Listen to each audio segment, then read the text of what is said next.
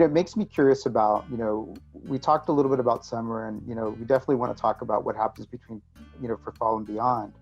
And challenge you a little bit maybe in terms of thinking, yes, we need to think about what happens between, fall and beyond, and, beyond 2021.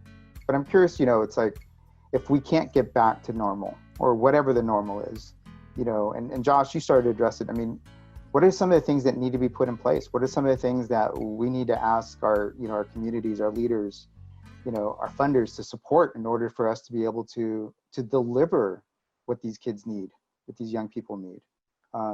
So, again, kind of two-part, just kind of, what's going to happen and what's needed.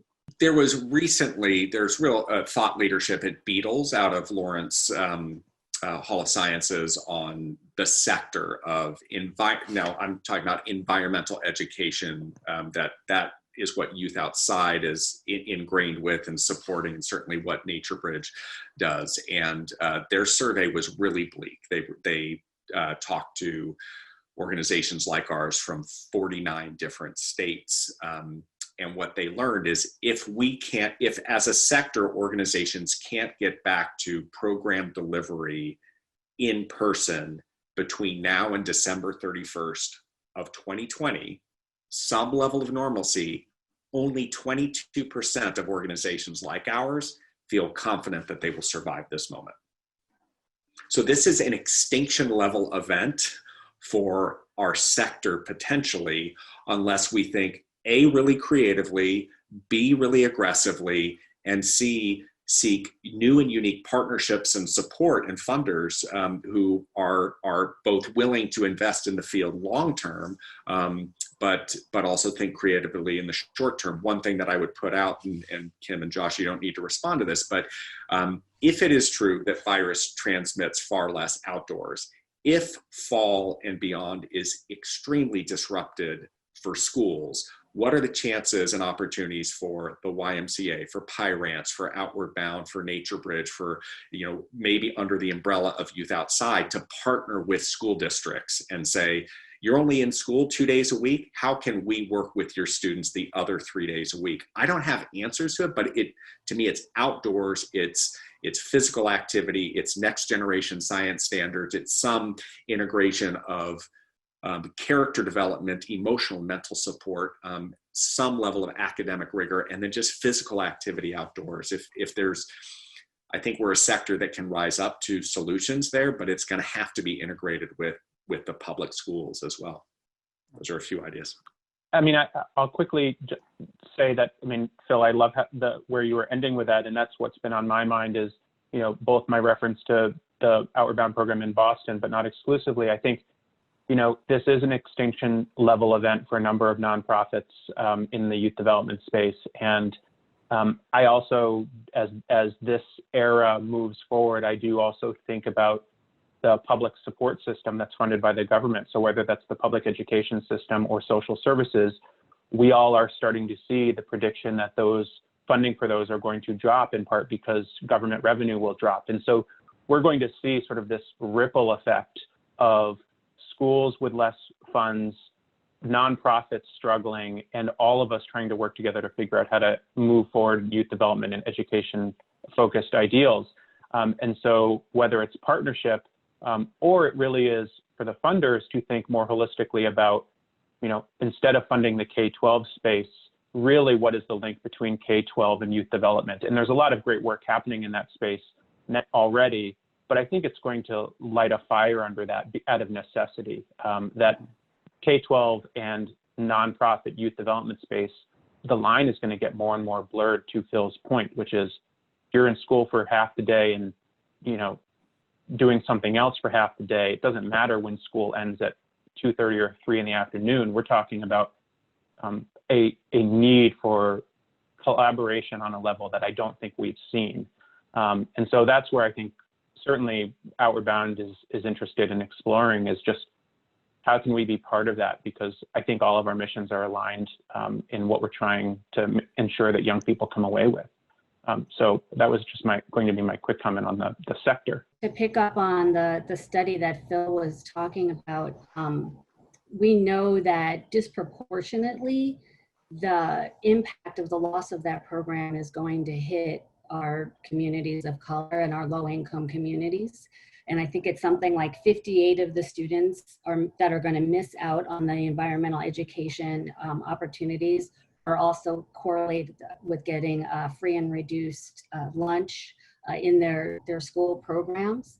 And so we want to make sure that with the support and the funding also reaches into those communities that are going to programs that are being led by the Black, Indigenous, and people of color within those communities that are recognizing they might not call themselves environmental educators, but are recognizing, exactly Josh was saying, that the connection between the outdoors and the learning opportunities that can happen inside the classroom can also happen outside the classroom, like Phil was saying. And how do we make sure that there's sort of this holistic picture that can happen? And if we can begin to use what we know, the health piece to connect the opportunity and bring the young people to the outdoors and allow the learning to happen to keep them healthy from a mental standpoint, from a physical standpoint, to bring the curriculum into the outdoors, allow the funding to actually start with the child and to follow them into these spaces, allow them to catch up, and perhaps even succeed beyond where they might have if we just keep focusing on a classroom setting.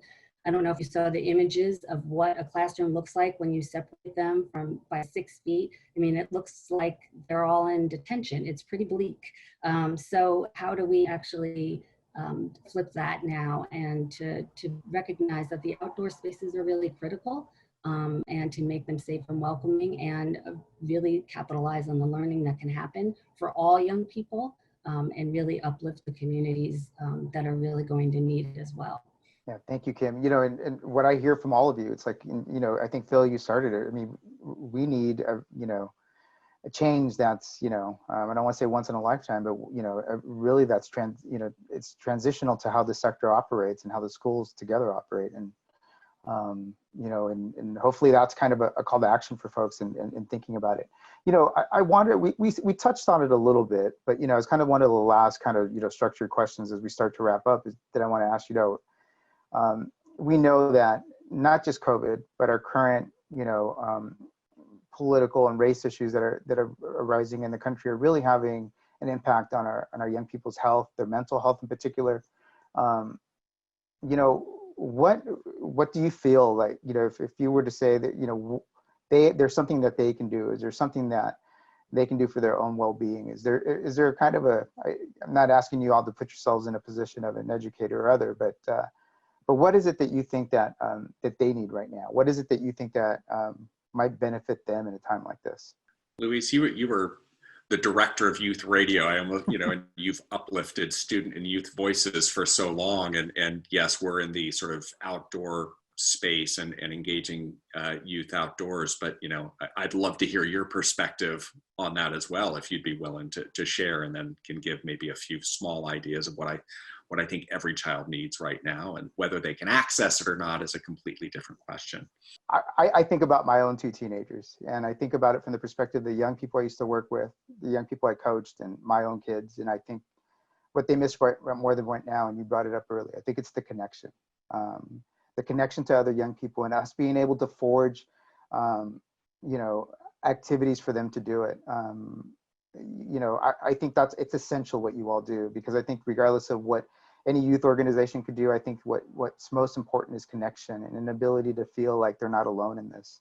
And as parents, as adults, I don't think we can do that for them. I think that they're resilient enough to do it for themselves, but they need their peers. And I think that's one of the key things. I think that's why it's essential for you all to be around, is for you all to be able to provide those connectivity, those opportunities to connect.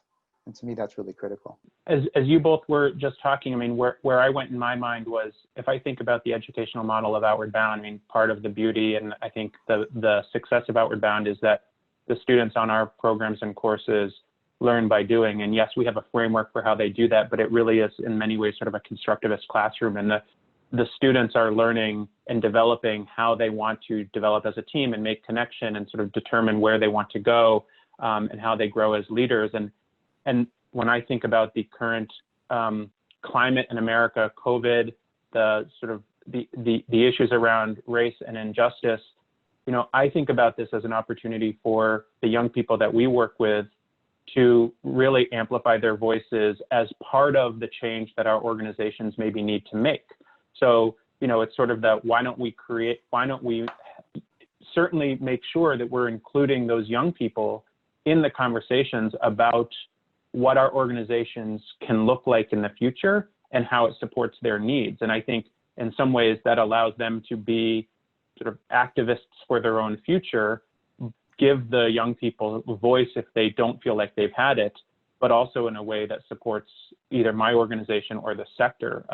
So rather than me saying what I think young people need, you know, I should be finding opportunities for Outward Bound students or alumni or young people we've worked with to help Outward Bound learn in the way in which we grow. And by doing so, they hopefully are building some amount of connection, even if it's virtual, but also they're helping shape this sector in ways that, again, are as respondent as they can be to what young people and communities need. So I think about it as sort of an activation and activism point of view of getting young people involved in sort of the design of the future.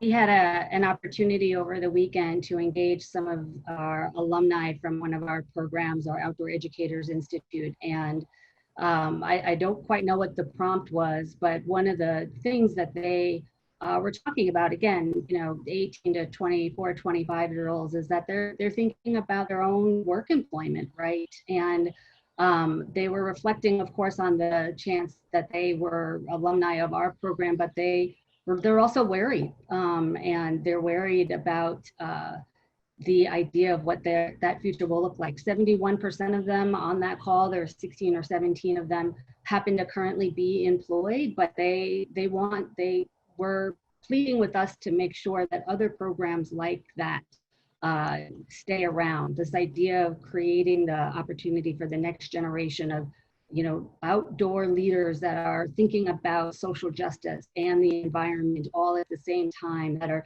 able to have conversations around racial bias and colonialism at the same time, that they can't, no longer are they separate. They need to be able to have those conversations in the same space. Some of them talked about how they had to talk to their parents and educate their parents about why it's not one or, but one and, right? And that the outdoors are for everyone, especially in light of what just happened. So they are, I think that to continue to support these pathway programs, as Josh was just saying, right, to support the next generation of who's going to facilitate programs like NatureBridge and Outward Bound in a way that will make them welcoming and inclusive of everyone. I think that we've also got to think about that and allow them to really frame what that's going to look like for us. Beyond, and I'll reference one of the things that Kim was perhaps alluding to, but first of all, you know, beyond Maslow's hierarchy of needs, like, is there food, is there shelter, is there safety? You know, those are absolutely critical for every child to feel loved, to feel mentored, to have a trusted adult in their life.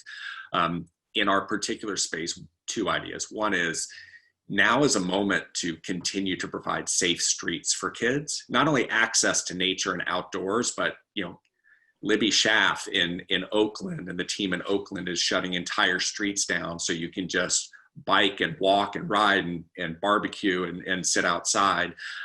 That's happening in San Francisco as well. It's a moment and an opportunity to think differently about how we structure our streets as outdoor spaces, that it's not just big N nature, big W wilderness, but it's just about being outside and recreating. So that's one thing.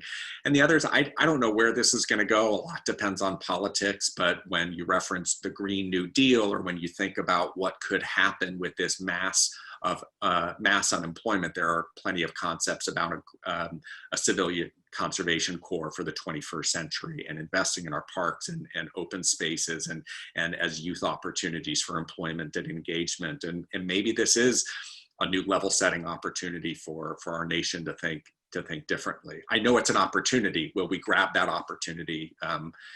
If you ask the four of us on this call, we'd say absolutely. But we need to raise our voices, raise youth voices, and ask our elected officials to do the same. As we bring our conversation to a close, I want to once again thank you, Phil, Kim, and Josh, for your time, for your insights, for the work that you all do, because it's just so critical to, I think, not just the young people you work with, but to everybody who's affected by this type of work or the outcomes of it. As we close, I just want to see if there's any final thoughts or kind of things you want to leave our listeners with.